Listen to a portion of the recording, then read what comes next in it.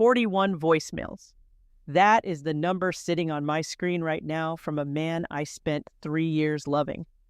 3 years of believing he was the one I would marry. I never imagined that the dress I saved 2 months of paychecks to buy would become his excuse to humiliate me. And I certainly never expected to be locked inside his car for 2 hours, just steps away from his sister's wedding while he told me my face was too pathetic for his family to see. Before I share what happened next, let me know where you are watching from by dropping a comment below. And if you believe no one deserves to be treated this way, please hit that like button and subscribe to support my channel. Now, let me take you back to that day. I met Garrett at a company party 3 years ago. He worked in sales at a firm downtown, and I was there with a friend who knew someone who knew someone, the usual networking thing. He walked up to me near the appetizer table with this confident smile and asked if I had tried the stuffed mushrooms yet. Such a simple question, but somehow it felt like the start of something real. Those first few months were everything I had ever dreamed of. Garrett opened car doors for me. He remembered tiny details I mentioned in passing, like how I preferred lavender over roses, or how I always ordered my coffee with oat milk. He sent flowers to my office on random Tuesdays just because he was thinking of me. I felt seen in a way I had never experienced before. His family welcomed me with open arms. His mother, Diane, treated me like a daughter from the very first dinner. She would call me just to chat, ask about my day, send me recipes she thought I might enjoy. His younger sister, Paige, was equally warm. She would text me about her dating life, ask for advice, invite me to brunch. I felt like I had found not just a boyfriend, but an entire family I could belong to. My own life was simple. I worked as an accountant at a mid-sized firm. The pay was decent, but nothing extravagant. I had to budget carefully, plan ahead for bigger purchases, and save deliberately for anything beyond the basics. But I was proud of my independence. I had built my life on my own terms. Looking back now, I can see the cracks that I chose to ignore back then. About a year into our relationship, Garrett started making little comments about my appearance. At first, they sounded like suggestions. You should try that new gym near your place. That color does not really suit your skin tone. Maybe wear something more fitted next time. When I asked if something was wrong, he would laugh and say I was being too sensitive. He was just trying to help me look my best. I wanted to believe him. Slowly, he stopped introducing me to new people in his life. When his colleagues had gatherings, he would go alone and say it was a work thing, nothing I would enjoy. When he made new friends, I would hear about them but never meet them. I told myself he was just protective of our private time together. I did not want to see what was really happening. Then came the news that changed everything. 6 months before that terrible day, Paige announced her engagement to Marcus. They had been dating for 2 years, and everyone adored him. The wedding was set for late September at a beautiful garden venue outside the city. I was genuinely happy for her. This felt like a chance to strengthen my bond with Garrett's family even more. I decided I wanted to do something special. I would buy a beautiful dress and an unforgettable gift, the kind of gesture that showed I was serious about being part of this family for the long term. So I started saving. I cut back on eating out completely. I stopped buying new clothes for myself. I picked up extra projects at work whenever I could. For 2 solid months, I put every spare dollar toward this goal. Finally, I had enough. I found a navy blue dress that was elegant without being flashy. It had a modest neckline and fell just below my knees, classy and appropriate for a wedding. For the gift, I chose a premium kitchen appliance set that Paige had mentioned wanting months ago. I was proud of myself. This felt meaningful. When I showed Garrett the dress and the gift, he barely glanced at them. Just a quick look and a flat response. Yeah, that is fine. No enthusiasm, no appreciation for the effort I had put in. I felt a sting of disappointment but pushed it aside. He was probably stressed about the wedding preparations. The week leading up to the wedding, Garrett became increasingly irritable. He snapped at me over small things. He was short in his responses. One evening, he said something that made me pause. "I am not sure you should even come. It is a family event, you know." I stared at him in disbelief. We had been together for 3 years. His mother and sister both expected me there. What was he talking about? When I pushed back, he changed his tone immediately. He laughed it off, said he was just joking, and, of course, I was coming. But something felt off. A knot formed in my stomach that I could not quite explain. The night before the wedding, I tried on my dress one more time. I looked at myself in the mirror and felt confident. The navy blue complemented my skin. The fit was perfect. I paired it with earrings that had belonged to my mother, small pearls that made me feel connected to her. I went to bed feeling hopeful, even though that unnamed unease still lingered somewhere beneath the surface. The morning of the wedding arrived with bright sunshine and clear skies. A perfect September day. I woke up early to give myself plenty of time to get ready. I did my makeup carefully, going for a natural look that enhanced without overwhelming. I styled my hair in soft waves. When I slipped into my navy dress and added my mother's earrings, I felt genuinely beautiful for the first time in months. Garrett came downstairs and stopped when he saw me. He looked me up and down slowly. His expression was unreadable. After a long pause, he spoke. "You are really wearing that?" The question hit me like cold water. I asked if there was something wrong with it. He shook his head and muttered something about how we should just go. The drive to the venue was painfully silent. Garrett kept his eyes on the road and his jaw tight. I tried making conversation a few times. I commented on the beautiful weather, asked if he was excited for his sister, mentioned how lovely the venue was supposed to be. Every attempt was met with one-word answers or dismissive grunts. The tension in the car was suffocating. When we finally arrived at the garden venue, I could see why Paige had chosen it. Rolling green lawns, perfectly trimmed hedges, flowers in full bloom everywhere. Guests were already arriving, dressed in their finest, laughing and greeting each other with hugs. It looked like something from a magazine, but Garrett did not park near the main entrance. Instead, he drove to a far corner of the parking lot behind a row of tall bushes that blocked the view from the main area. I assumed he just wanted a spot where the car would not get dinged by other doors. I reached for my door handle. "Wait." His voice stopped me. I looked at him, expecting him to say something about fixing my lipstick or adjusting my hair, maybe even a last-minute compliment to ease the strange tension. What came out of his mouth instead shattered something inside me. "Stay here. I am going in first. I will come back for you later." His tone was flat, matter of fact, like he was giving directions to a stranger. I did not understand. Why would I stay in the car? The ceremony was starting soon. People were already walking toward the garden. He turned to face me fully, then, and the coldness in his eyes made my blood freeze. "My family does not need to see your pathetic face. And that dress. It is disgusting. You look ridiculous. Did you really think you could show up like this and embarrass me in front of everyone?" The words slammed into me one after another. Pathetic. Disgusting. Embarrassed. 3 years together, and this was how he saw me. I opened my mouth to respond, but nothing came out. Before I could gather my thoughts, he reached over and grabbed my phone from my hand. "You do not need this. Just sit here and wait. I will come get you when I am ready." He stepped out of the car, hit the lock button on his key fob, and walked away without looking back. I heard the click of the locks engaging, then silence. Complete and devastating silence. I tried the door handle, locked. I tried the window controls, dead, because the car was off and the electrical system needed the key. I looked around frantically for something, anything that could help.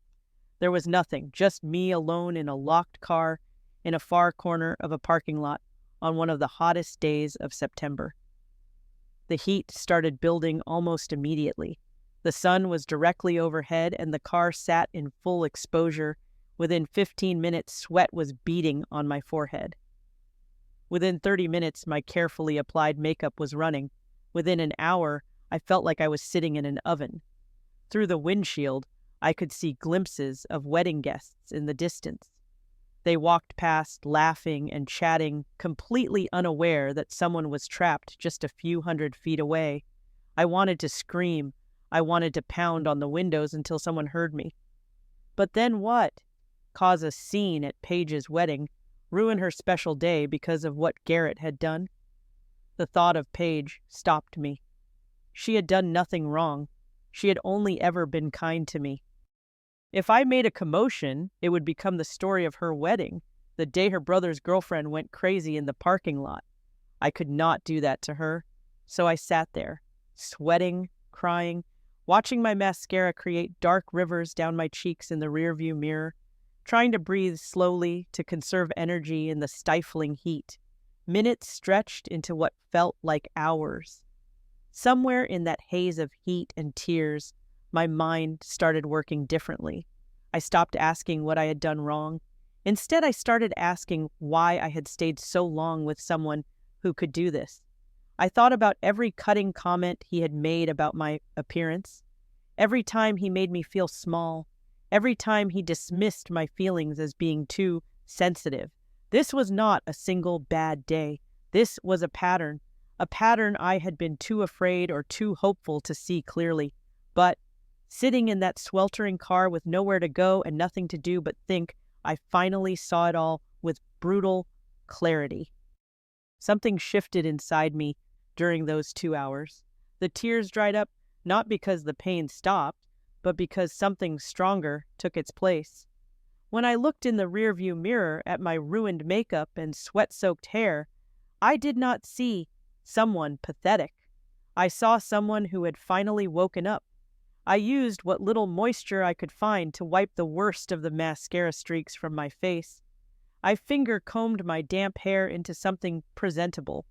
By the time I heard footsteps approaching the car nearly 2 hours later, I was ready. Not ready to forgive, ready to survive, ready to play whatever game needed to be played until I could escape for good. The lock clicked open, and there stood Garrett looking perfectly put together in his suit, not a drop of sweat on him. He glanced at me with an expression of mild annoyance, like I was an inconvenience he had briefly forgotten about. "Ceremony is over. Reception is starting. Come on, let us go. No apology. No acknowledgement of leaving me to bake in a locked car for 2 hours. He spoke as if he had just stepped away to grab a coffee. I climbed out on shaky legs. My muscles ached from sitting so long in the cramped space. My head throbbed from dehydration. He looked me over and wrinkled his nose. "You look like a mess. Try to smile or something. Do not embarrass me." Those words would have destroyed me 2 hours earlier. Now they barely registered. I had already decided what I needed to do. I just needed to get through this reception without causing a scene for Paige. We walked toward the garden where the reception was in full swing. Guests mingled around cocktail tables draped in white linens.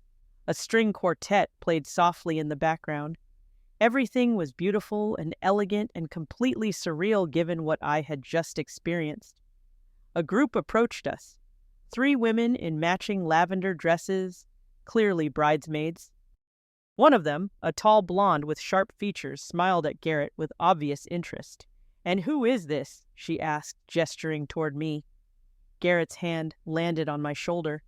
Not a loving touch, but a performative one. Distant, possessive in the wrong way. "Oh, this is Nerissa, just a friend." Then he winked at the blonde bridesmaid. Actually winked right in front of me while calling me just a friend after 3 years together.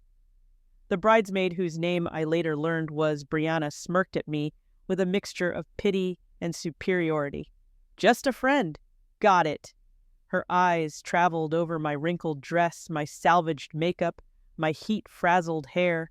I could see exactly what she was thinking, but I smiled, politely, calmly, like nothing was wrong at all. because I knew something none of them did.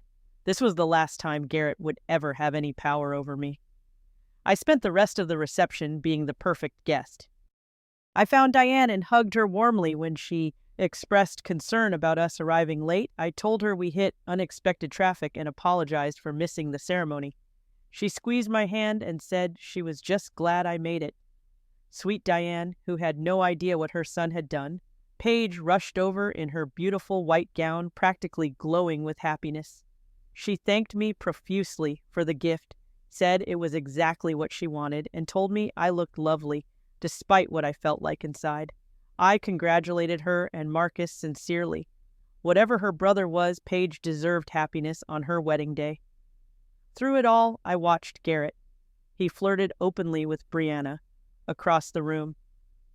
He barely acknowledged my presence. He introduced me as a friend 2 more times to different groups of guests.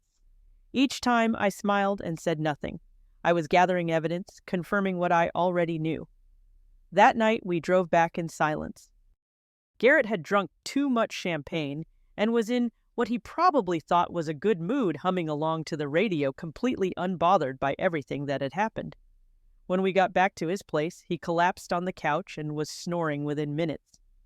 I stood over him for a moment, looking at this man I had wasted 3 years on. Then I carefully retrieved my phone from his jacket pocket where he had stashed it. I meant to just check my messages, see if anyone had tried to reach me, but his phone buzzed at that moment and a notification lit up the screen. From Brianna. Tonight was so fun. When can I see you again, with a heart emoji? My hands trembled. I knew the passcode to his phone. He had set it as my birthday back when he still pretended to care. I typed it in and opened his messages. What I found made me sick. Conversations with Brianna going back 2 months. Flirtatious texts that escalated into explicit ones. Plans to meet up. Photos exchanged. And worse, so much worse, messages where he talked about me. She is so clingy, it is pathetic. I am just waiting for the right time to end it. She actually thinks I am going to marry her. Can you imagine spending forever with someone that boring? I read every single message. I took screenshots and sent them to my own phone. I documented everything with cold precision. Then I put his phone back exactly where I found it and I started planning. The rest of that night, I did not sleep. I quietly gathered every belonging of mine from his apartment. My toothbrush, my spare clothes, the book I had left on his nightstand, small things I had accumulated over 3 years. I packed them silently into bags and carried them to my car in multiple trips while he snored on the couch. By 5 in the morning, every trace of me was gone from his space. I left before he woke up. No note, no explanation, nothing for him to argue with or manipulate. Over the next few days, I blocked his number on everything. Phone, social media, email, every platform where he could reach me. Then I made 2 very important phone calls. The first was to Diane. I told her everything. The car, the 2 hours in the heat, being called pathetic and disgusting, being introduced as just a friend, and yes, the affair with Brianna that had been happening right under everyone's noses. She listened in shocked silence. When I finished, she was crying. She apologized over and over, saying she had no idea her son was capable of such cruelty. I told her I did not blame her, I just wanted her to know the truth. The second call was to Paige. I kept it shorter, not wanting to burden her during what should be a happy time as a newlywed. But she deserved to hear it from me rather than through family gossip. Her response was immediate fury at her brother and heartfelt apologies to me. The fallout happened without my direct involvement. Diane confronted Garrett. Paige refused to speak to him. The whole family learned what kind of man he really was. Brianna, upon discovering she was now known as the other woman who helped him cheat on his long-term girlfriend, apparently wanted nothing to do with the drama and cut contact with him completely. Garrett found himself suddenly alone. No girlfriend, no side piece, a family that could barely look at him. He tried desperately to reach me, but found every avenue blocked. So he started calling from new numbers, different phones, borrowed devices, anything to get through. The voicemails piled up. First came anger. How dare you tell my family you ruined everything? Then came bargaining. Can we just talk about this? I can explain. Then came desperation. Please, Narissa, I made a mistake. I love you. Please, just call me back. 41 voicemails in total. I saved every one, but never responded to any. The first few weeks after I left were not easy. 3 years is a long time to spend with someone. Even if that someone turned out to be cruel, there were nights I lay awake wondering if I had overreacted. Moments when loneliness crept in and whispered that maybe I should have given him a chance to explain. But then I would remember the sound of that car lock clicking shut, the feeling of sweat dripping down my back while wedding guests laughed in the distance, the casualness in his voice when he called me just a friend, and I knew I had made the right choice. My coworker Keely became my anchor during those dark days.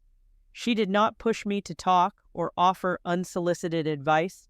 She simply showed up, brought takeout to my apartment, sat with me while we watched mindless television, made sure I ate and showered and got out of bed. Sometimes that quiet presence is worth more than 1,000 words. Slowly, I started rebuilding. I signed up for a yoga class, something I had always wanted to try, but Garrett had dismissed as pointless. I started reading books about boundaries and self-worth. I began to understand that what happened to me was not a single incident, but the culmination of years of small cruelties I had normalized. 1 month after leaving Garrett, I did a complete cleanse of my apartment. Every gift he had given me, every photo, every reminder of our relationship, I put it all in boxes and donated what I could and threw away the rest. My space finally felt like mine again. 2 months later, I received a promotion at work. My manager said I had been performing exceptionally well lately, more focused, more confident. I realized that so much of my energy had been going into managing Garrett's moods and expectations that I had nothing left for my own growth. Now that energy was mine again. 3 months after that day in the parking lot, I ran into Diane at a grocery store. She hugged me tightly and told me I looked wonderful, healthy and happy in a way she had not seen before. She shared that Garrett was seeing a therapist now at the family's insistence, that he was supposedly working on himself. I told her I genuinely hoped he would get better, and I meant it, not for his sake, but for the sake of whoever might come after me. No one deserves to be locked in a car and told their face is too pathetic to be seen. A few nights ago, I finally sat down and listened to all 41 voicemails. I needed to hear them, not because I missed him, but because I wanted to confirm that letting go was the right decision. His voice moved through so many phases across those messages: rage, self-pity, blame, brief moments of what sounded like genuine remorse, quickly followed by excuses and deflection. Not once did he truly understand what he had done wrong. He was sorry he got caught, sorry his family found out, sorry Brianna left. But he was not sorry for locking me in that car, not sorry for calling me pathetic, not sorry for 3 years of making me feel like I was never quite enough. I deleted every single voicemail when I was done. Then I blocked the new numbers he had used to call. I felt nothing but peace. Here is what I learned from all of this. Love should never require you to shrink yourself. It should never leave you sitting in a hot car wondering what you did wrong. It should never make you grateful just to be acknowledged as more than a friend after years of commitment. When someone shows you who they really are, believe them the first time. Do not wait until you are locked in a car at their sister's wedding to finally see the truth. These days, I still have that navy blue dress hanging in my closet. I wore it again last month to a friend's birthday dinner. When I looked in the mirror that night, I did not think about Garrett or the parking lot or the 2 hours of hell. I thought about the woman who walked away from all of it with her dignity intact. That is what I see now when I wear that dress. Strength, survival, a fresh start. Sometimes losing someone who never truly valued you is the only way to find yourself again. Now, I want to hear from you. Have you ever had a moment when you finally saw someone clearly for who they really were? What gave you the strength to walk away? Share your story in the comments below because I believe our experiences can help others who might be going through something similar right now.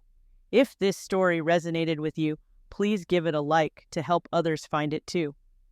Subscribe to this channel so you do not miss future stories. And if you know someone who needs to hear this message today, please share this video with them. Thank you so much for watching and for being part of this community. I wish you all the courage to recognize your own worth and the strength to walk away from anyone who cannot see it. Until next time, take care of yourselves.